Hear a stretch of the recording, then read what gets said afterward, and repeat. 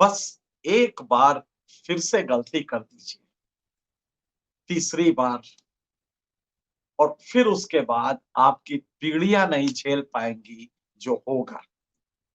बस 2024 में एक बार फिर वो गलती कर दीजिए, न ये संविधान रहेगा, न ये प्रजातंत्र रहेगा, न ये आपकी आवाज रहेगी, सब कुछ बदल जाएगा।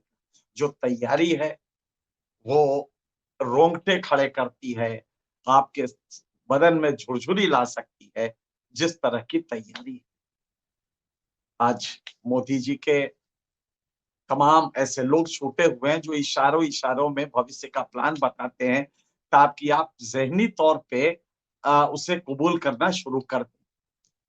तो विवेक देवराय जी हैं, उनके इकोनॉमिक एडवाइजरी काउंसिल के चेयरमैन। उनका एक लेख आया है, उन्होंने वकालत की है कि साहब ये संविधान ही बदल दीजिए, ये अंग्रेजों वाला संविधान है। वो अम्बेडकर को भूल गए। अम्बेडकर का संविधान उन्हें गुलामी का प्रतीक लग रहा है। हम बाबा साहब का संविधान उन्हें लग रहा है कि अंग्रेजों ने 1935 में जो बनाया था ये सब तो उसी की नकल वकल है, और कई बार बदला गया है। अब ये आउटलिव कर गया है अपनी यूटिलिटी, और इसको पूरा बदलना, अमेंडमेंट से काम नहीं चल रहा है। दिल्ली सरकार के पावर्स को सुप्रीम कोर्ट ने जो दिया था उसे बदला, मजा नहीं आया। तो अब ये छोटे छोटे संविधान के बदलाव जो हैं, इससे मजा नहीं आ रहा है। अब ये पूरा संविधान ही बदल दे, ये हम ना रहे, ये डॉक्ट्रिन ऑफ बेसिक स्ट्रक्चर ना रहे, ये जो तमाम चीजें हैं संस्थागत जो रुकावटें हैं वो खत्म। और विवेक साहब ने सही कहा है, विवेक देवराय वैसे तो इकोनॉमिस्ट है, लेकिन आजकल संविधान पे और बीजेपी में आजकल बड़ा अजीब सा है, हर आदमी हर चीज पे बात करता है। तो विवेक देवराय इकोनॉमिस्ट हैं, उनको इकोनॉमी पे बात करना चाहिए। नहीं, वो बता रहे संविधान कैसे गलत है और इस सबको बदल देना होगा।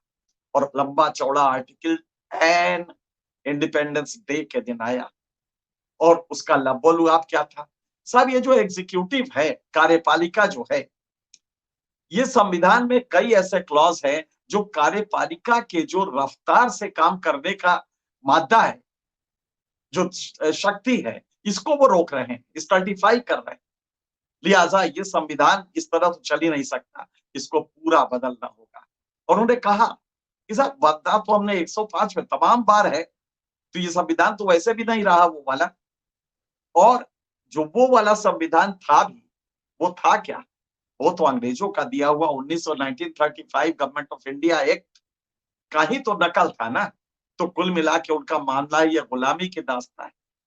डॉक्टर अंबेडकर बाबा साहब का कोई रोल नहीं है। तमाम संविधान के ज्ञाता थे, जिन्होंने 2.5 साल लग के इसको, दिन रात लग के, 2.25 3 साल लग के बनाया, एक एक शब्द पे चर्चा की, और जिसके बारे में कहा गया, जब संविधान सभा शुरू हुई तो उसके पहले दिन डॉक्टर सच्चिदानंद सिन्हा इसके चेयरमैन थे। तब डॉक्टर अंबेडकर और डॉक्टर राजेंद्र प्रसाद नहीं आए थे, वो पहले चेयरमैन थे, और प्रोटेम चेयरमैन कह सकते हैं। तो उन्होंने अपने स्पीच में जोसेफ स्टोरी का एक वो कथन कोट किया, कहा कि ये जो स्ट्रक्चर हम लोग बनाने जा रहे हैं, बहुत काबिल लोग बना रहे हैं, लेकिन घंटे भर नहीं लगेगा अगर इसके किरदारों ने इसको गिराना चाहा। ये जो नया आपका सरकार है, ये जो सरकार 9 साल से चल रही है, इसको इस संविधान से अब मतलब नहीं है, क्योंकि ये तो रोक रहा है। कोई जज बैठा है उधर, जस्टिस चंद्रचूड़, वो रोक देता है। बताइए कितना बड़ा काम है कि आप विकास के लिए, एग्जीक्यूटिव जब बुलडोजर चलाती है मुसलमानों के, तो ये रोकने की वकालत करते हैं। ये जज साहब क्या है, ये क्या जनता से चुन के आए हैं?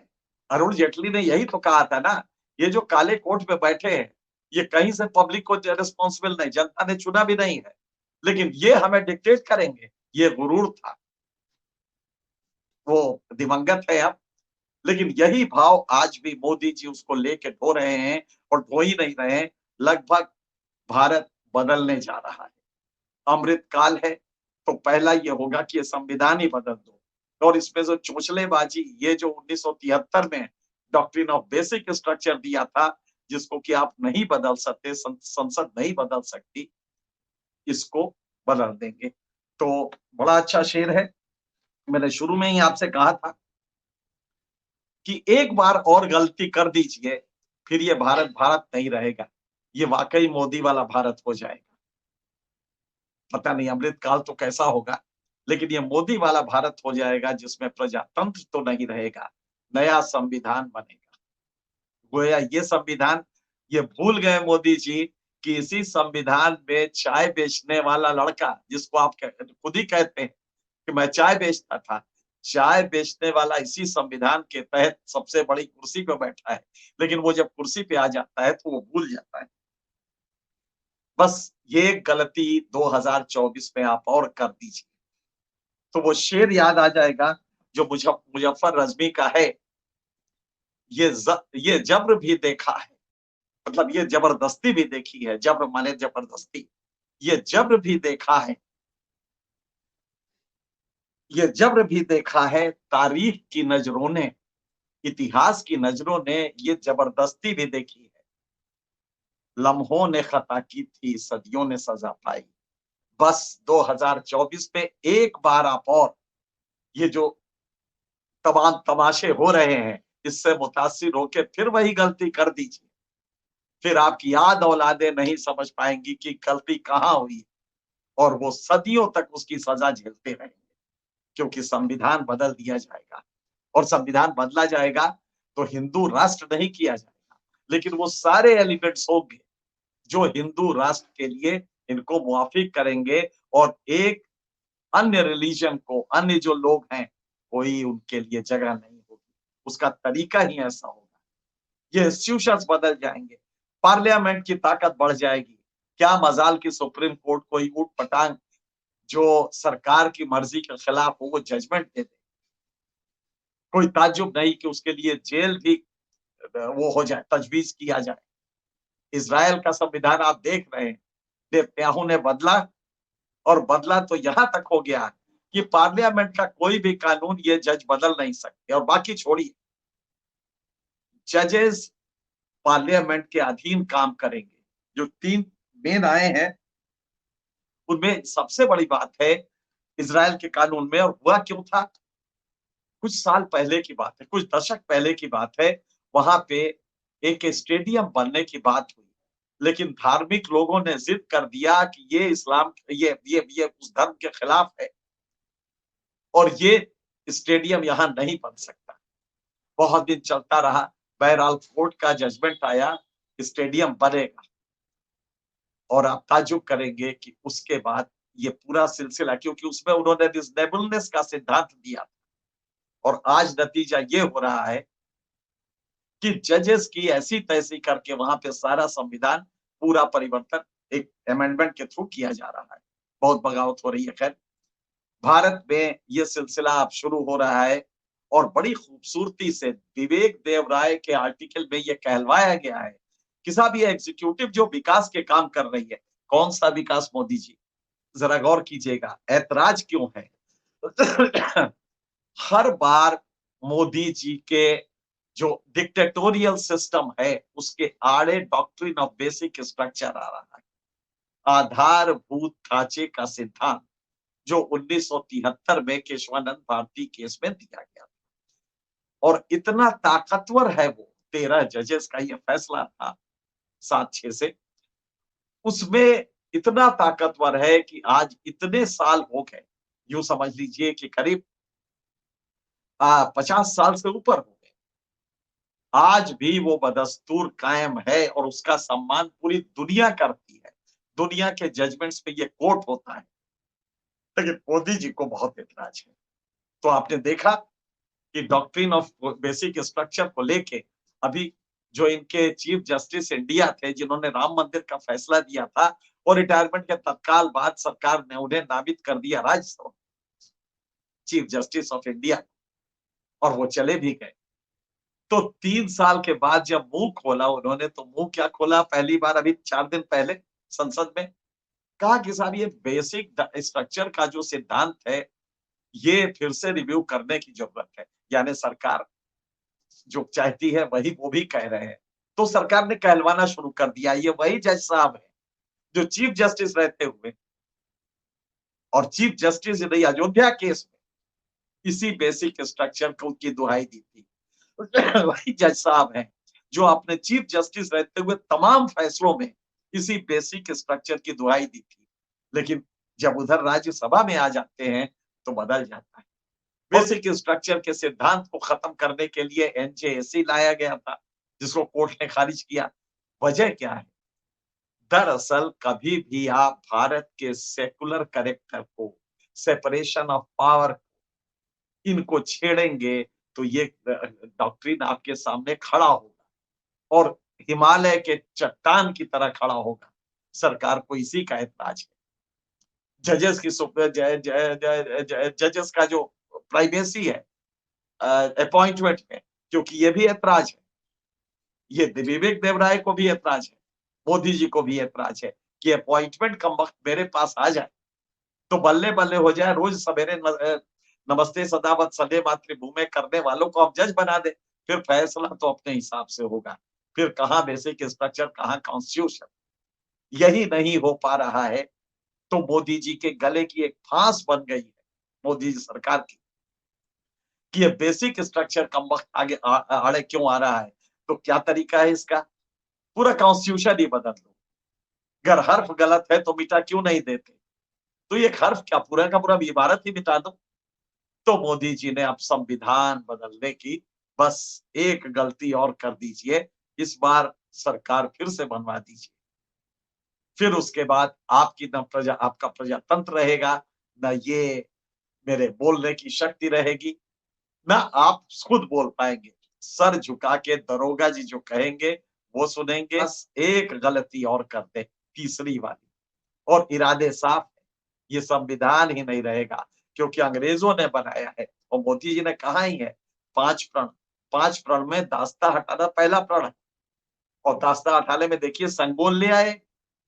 इसका भी जिक्र है इस लेख में कि देखिए साहब कितना बड़ा खोज किया, संगोल लेके आए ताकि दास्ता मिटाई जाए। पता नहीं संगोल के बारे में दुनिया में कितने लोग जानते, क्या है, क्या तमाशा है। ये मोदी जी का एक और तमाशा है, लेकिन संगोल का भी जिक्र होने लगा है। तो आप ये समझ सकते हैं कि आने वाले दिनों में क्या होने जा रहा है। आप दुहाई क्या दिया है? विवेक देवराय का कहना है कि शिकागो यूनिवर्सिटी ने एक अभी स्टडी की दुनिया के लिखित संविधानों का, और पाया कि साहब ये संविधान 17 साल मैक्सिमम, औसत 17 साल चलते हैं, इसके बाद ये बदल जाते हैं। विवेक देवराय ने थोड़ा सा और मेहनत किया होता या शिकागो की जगह अपना ही दिमाग लगाया होता, इकोनॉमिस्ट है लेकिन संविधान की बात कर रहे हैं, अगर अपना दिमाग लगाया होता तो अमेरिकी कॉन्स्टिट्यूशन देख लेते। 250 साल हो गए हैं और अभी तक मुश्किल से 2 दर्जन अमेंडमेंट हुए हैं। वो भी छोड़िए, आप जानते हैं अमेरिकी कॉन्स्टिट्यूशन का 100 साल में सिर्फ 5 अमेंडमेंट हुए थे। अमेरिकी कॉन्स्टिट्यूशन इतना लिखित है और इतना रोबस्ट है, बदला ये आपने है। और दूसरा ये है कि आप भी यही धंधा तो करते हैं ना। अभी अभी तो आपने दिल्ली सर्विसेज एक्ट लिया है, अभी एक बिल पेंडिंग है जिसमें आप चीफ जस्टिस को हटाना चाहते हैं। बड़ा इतना अमेरिकी कॉन्स्टिट्यूशन इतना लिखित है और इतना रोबस्ट है, बदला ये आपने है। और दूसरा ये है कि आप भी यही धंधा तो करते हैं ना। अभी अभी तो आपने दिल्ली सर्विसेज एक्ट लिया है, अभी एक बिल पेंडिंग है जिसमें आप चीफ जस्टिस को हटाना चाहते हैं। बड़ा ऐतराज है चीफ जस्टिस से। तो दूसरा ये है, तो ये उन्होंने कहा कि साहब औसत 17 साल है। अरे हम लोग तो 70 साल हो गया इस कॉन्स्टिट्यूशन को झेलते हुए, जो कि अंग्रेजों की गुलामी का था। बाबा साहब की सारी मेहनत पे पानी फेर दिया। ये कॉन्स्टिट्यूशन बाबा साहब का नहीं, अंग्रेजों की दास्ता है। बाय इम्प्लीकेशन बाबा साहब भी अंग्रेजों के कहे पे करते थे, मैं ये नहीं कहूंगा, लेकिन बाबा साहब का ये कोई इसमें मतलब नहीं है। तो अंग्रेजों का दिया हुआ है 1935 का गवर्नमेंट ऑफ इंडिया एक, वही कॉपी ओपी करके कर दिया गया। ये कह के डॉक्टर राजेंद्र प्रसाद और वो जो तमाम बहस जिसको हम लोग दिन रात चर्चा में लाते हैं, वो मोदी जी ने खारिज कर दिया है। मोदी जी के पिट्ठू लोग अब लिखने शुरू कर देंगे, गुलामी का प्रतीक संविधान, गुलामी का प्रतीक संविधान, खारिज करो। और ये सिलसिला एक शुरू हो जाएगा कि संविधान को इतना वो खाना लगा दें का? आज हम कामसूत्र किताब पढ़ के आए हैं, आज तो हम तुम्हें ही खाएंगे। Subscribe now. रियल क्रिकेट 22 मेरे लिए एक ऐसा गेम है जिसके अंदर मुझको क्रिकेट का कोर एक्सपीरियंस मिलता है। इसके अंदर मुझे 500 प्लस रियल कर देंगे। ये कह के डॉक्टर राजेंद्र प्रसाद और वो जो तमाम बहस जिसको हम लोग दिन रात चर्चा में लाते हैं, वो मोदी जी ने खारिज कर दिया है। मोदी जी के पिट्ठू लोग अब लिखने शुरू कर देंगे, गुलामी का प्रतीक संविधान, गुलामी का प्रतीक संविधान, खारिज करो। और ये सिलसिला एक शुरू हो जाएगा कि संविधान को इतना वो डिमोनाइज कर देंगे, उसका राक्षसीकरण कर देंगे, ताकि लोगों को लगे कि अरे ये संविधान तो अंग्रेजों का दिया हुआ है, बाबा साहब ने कुछ किया ही नहीं है, बदल दो इसको। और ये मानसिकता, बस एक गलती और आप कर दें इस पूरे भ्रम में आके, जो मोदी जी 15 अगस्त को उन्होंने जो स्मोक स्क्रीन खड़ा किया, बस उससे आप मुतासिर होके कह रहे हैं अच्छा भारत होने जा रहा है। आपकी कई पीढ़ियां इसे झेलेंगी, सदियों तक ये सजा मिलती रहेगी। तो ये दूसरा लॉजिक है कि साहब 17 साल में तो संविधान की आयु ही होती है 17 साल, ये तो बहुत दिन जी लिया है, तो इसको तो हटाइए, नया संविधान लाएंगे। जजों की नियुक्ति पर उनको बहुत ऐतराज है, पूरे मोदी जी के सिस्टम को ही ऐतराज है। दूसरी बात यह है कि संविधान में बहुत ऐसे आर्टिकल है जो कि कार्यपालिका को रोक रहे हैं, और ये कुछ संशोधनों से नहीं चलेगा, ये पूरे सिस्टम को ही ऐतराज है। दूसरी बात यह है कि संविधान में बहुत ऐसे आर्टिकल है जो कि कार्यपालिका को रोक रहे हैं, और ये कुछ संशोधनों से नहीं चलेगा, ये पूरा संविधान आवा का आवा ही खराब है। संविधान पूरा बदलिए, इससे कम में कुछ नहीं होने जा रहा है।